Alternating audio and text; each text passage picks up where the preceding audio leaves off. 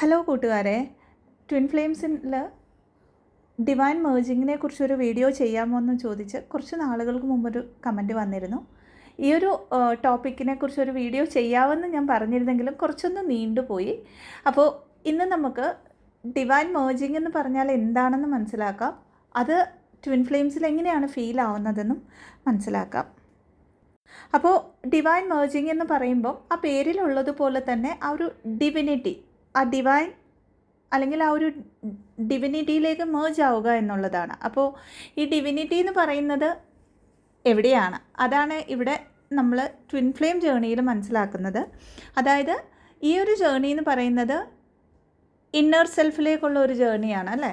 അപ്പോൾ ആ ഒരു ഡിവിനിറ്റീനെ നമ്മളുടെ ഉള്ളിലുള്ള ആ ഒരു എനർജിയിൽ നമ്മൾ കണ്ടെത്തുക എന്നുള്ളതാണ്. അതായത് കണ്ടെത്തുക ഇൻ ദ സെൻസ് ആ ഒരു ട്രൂത്ത് ഓൾവേസ് നമ്മളുടെ ഉള്ളിലുണ്ട്. എന്നാൽ ആ ഒരു അലൈൻമെൻറ്റിലേക്ക്, ആ ഒരു ഡിവൈൻ അലൈൻമെൻറ്റിലേക്ക്, ആ ഒരു ഡിവിനിറ്റിയിലേക്ക്, നമ്മുടെ ഉള്ളിലുള്ള ആ ഒരു ഡിവിനിറ്റിയിലേക്ക് നമ്മളുടെ എനർജീനെ അലൈൻ ചെയ്യുമ്പോഴാണ് നമ്മളുടെ ഡിവൈൻ മേർജിങ് എന്ന് നമ്മൾ പറയുന്നത്. അപ്പോൾ ട്വിൻ ഫ്ലെയിംസിൽ ഏത് സ്റ്റേജിലാണ് നമ്മൾ ഡിവൈൻ മേർജിങ്, അല്ലെങ്കിൽ എപ്പോഴാണ് നമ്മൾ ഡിവൈൻ മേർജിങ് ഫീൽ ആവുന്നത്?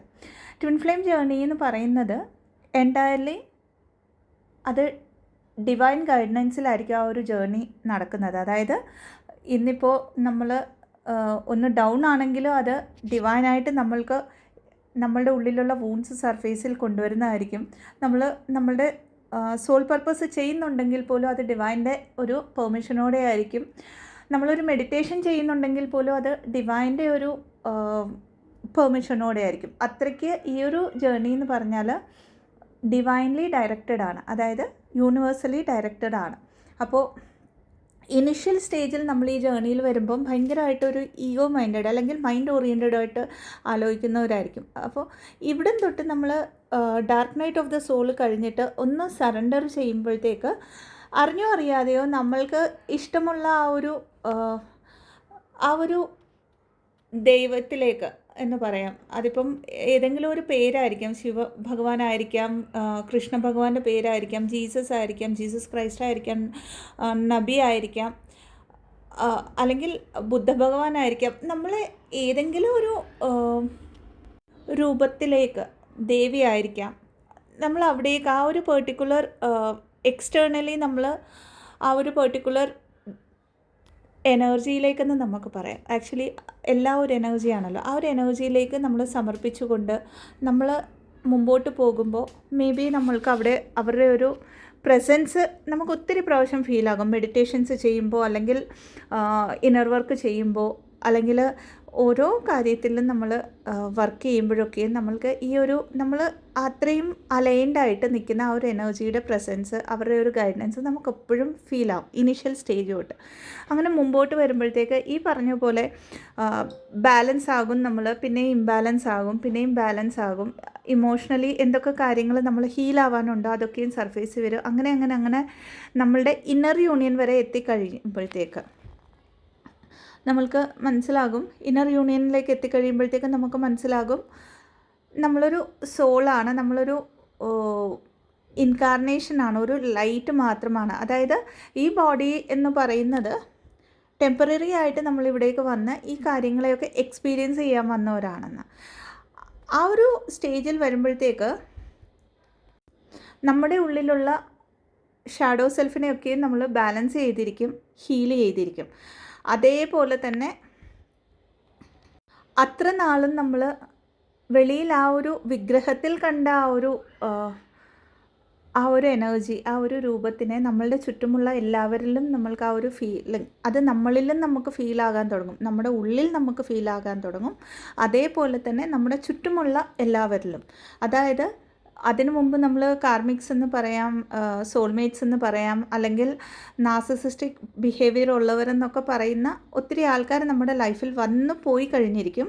ഈ ഒരു സ്റ്റേജിൽ വരുമ്പോഴത്തേക്ക് ഒരു സോൾ അലൈൻമെൻറ്റിൽ നിൽക്കുന്ന സോൾ ട്രൈബ് മാത്രമായിരിക്കും, ഡിവൈൻ അലൈൻമെൻറ്റിൽ നിൽക്കുന്ന സോൾ ട്രൈബ്, അത്രയും ഹയർ കോൺഷ്യസ്നെസ്സിലുള്ള സോൾസ് മാത്രമായിരിക്കും നമ്മളുടെ ചുറ്റുമുള്ളത്. എന്നാലും പാസ്റ്റിൽ നമ്മുടെ ലൈഫിൽ വന്നു പോയിട്ടുള്ള കാർമിക്സിനോട് ഫൊർഗീവ്നെസ് ഒക്കെ കൊടുത്ത് അവരിലുള്ള ഡിവിനിറ്റിയെ അടക്കം നമ്മൾക്ക് കാണാൻ പറ്റും. അതിൻ്റെ മീനിങ് നമ്മൾ പിന്നെയും 3D ലൈഫിൽ അവരുമായിട്ടൊരു കോണ്ടാക്റ്റിലിരിക്കാൻ നോക്കുമെന്നോ അവരുമായിട്ട് ഒരു റിലേഷൻ മെയിൻറ്റെയിൻ ചെയ്യുമെന്നോ അല്ല. ലെറ്റ് ഗോ ചെയ്യും. അറ്റ് ദ സെയിം ടൈം അവരുടെ ഉള്ളിലുള്ള ഒരു ഡിവൈൻ പ്രസൻസിലൂടെ അവർ തന്ന ലെസൺസിനെ അക്സെപ്റ്റ് ചെയ്തുകൊണ്ട് ലെറ്റ് ഗോ ചെയ്യാൻ പറ്റും. അതേപോലെ തന്നെ നമ്മൾ വെളിയിൽ തിരഞ്ഞുകൊണ്ടിരുന്ന നമ്മളുടെ ട്വിൻ ഫ്ലെയിമിനെ, അതായത് അത്ര നാളും നമ്മൾ ആ ഒരു അതർ ബോഡിയിൽ തിരഞ്ഞുകൊണ്ടിരുന്ന നമ്മളുടെ ട്വിൻ ഫ്ലെയിമിനെ നമ്മൾക്ക് നമ്മളുടെ ഉള്ളിൽ ഫീൽ ആവാൻ പറ്റും എപ്പോഴും. ആൻഡ് ആ ഒരു പ്രസൻസ് ഉള്ളിൽ ഫീൽ ആകുന്നത് കൊണ്ട് തന്നെ അവിടുന്ന്, അതായത് ആ മുമ്പോട്ട് പോകുന്ന ആ ഒരു ജേർണിയിൽ ആ 3Dയിലുള്ള ഒരു ട്വിൻ ഫ്ലെയിം, അതായത് ഫിസിക്കൽ യൂണിയനെക്കുറിച്ച് കൂടുതലായിട്ട് അല്ലെങ്കിൽ ട്വിൻ ഫ്ലെയിം യൂണിയൻ നടക്കുന്നുണ്ടോ ഇല്ലയോ അതൊന്നും അവിടെ മാറ്റർ ആവുന്നില്ല. കാരണം ഓൾറെഡി ഞാൻ എത്രത്തോളം വെളിയിൽ ഞാൻ ഇത്ര വർഷങ്ങളായിട്ട് അല്ലെങ്കിൽ ഈ ജേർണിയിൽ ഇത്ര കാലങ്ങളായിട്ട് ഞാൻ തിരഞ്ഞുകൊണ്ടിരുന്ന സംഭവം എൻ്റെ ഉള്ളിൽ തന്നെയുണ്ട്. അതാ ഒരു ഡിവിനിറ്റിയാണ്, എൻ്റെ ഉള്ളിലെ എനർജി ആണെന്ന് മനസ്സിലാക്കിക്കൊണ്ട് നമ്മുടെ ഉള്ളിലെ ആ ഒരു ഡിവൈൻ എനർജിയിലേക്ക് മെർജ് ആയിക്കൊണ്ട് നമ്മൾ എല്ലാ കാര്യങ്ങളിലും നമ്മളൊരു വണ്ണസിൻ്റെ എനർജിയിലേക്ക് വരികയും ആ ഒരു വണ്ണസിൻ്റെ എനർജിയിൽ നിന്നുകൊണ്ട് നമ്മളുടെ പവറിനെ റീഗെയിൻ ചെയ്യുകയുമാണ് ചെയ്യുന്നത് ഡിവൈൻ മെർജിങ്ങിൽ വരുമ്പോഴത്തേക്ക്. ഈ ഒരു സ്റ്റേജ് വരുമ്പോഴത്തേക്ക് നമ്മളൊക്കെ ഹൈലി ഇൻറ്റ്യൂട്ടീവ് ആവും.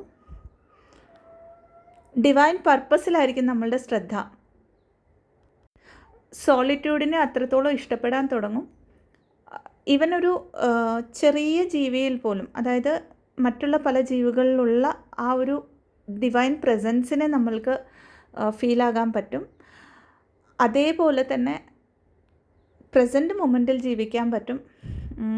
സറണ്ടേർഡ് ആയിരിക്കും ഫുള്ളി. അതായത് ഇന്നലെ എന്തായിരുന്നു എന്നുള്ളത് അധികം പെയിൻ തരില്ല അവിടെ. നാളെ എന്താകും എന്നുള്ള ഒരു ആലോചന അവിടെ, ആ ഒരു ഇൻസെക്യൂരിറ്റിയും കാണില്ല. ഈ ഒരു മൊമെൻറ്റിൽ ഞാൻ എന്താണോ ചെയ്യുന്നത് അതിൽ ഞാൻ 100% എൻ്റെ ടൈമും എനർജിയും ഇൻവെസ്റ്റ് ചെയ്തുകൊണ്ട് മുമ്പോട്ട് പോകാൻ പറ്റും. അതേപോലെ തന്നെ അത്രത്തോളം സെൽഫ് ലവിലായിരിക്കും. അതായത് ഈ ബോഡിയിലിരിക്കുന്ന നമ്മൾക്ക് എന്താണോ വേണ്ടത് ആ ഒരു പ്രയോറിറ്റിയിൽ ഒട്ടും മറ്റുള്ള വാലിഡേഷനിലോ ഒന്നും പോകാതെ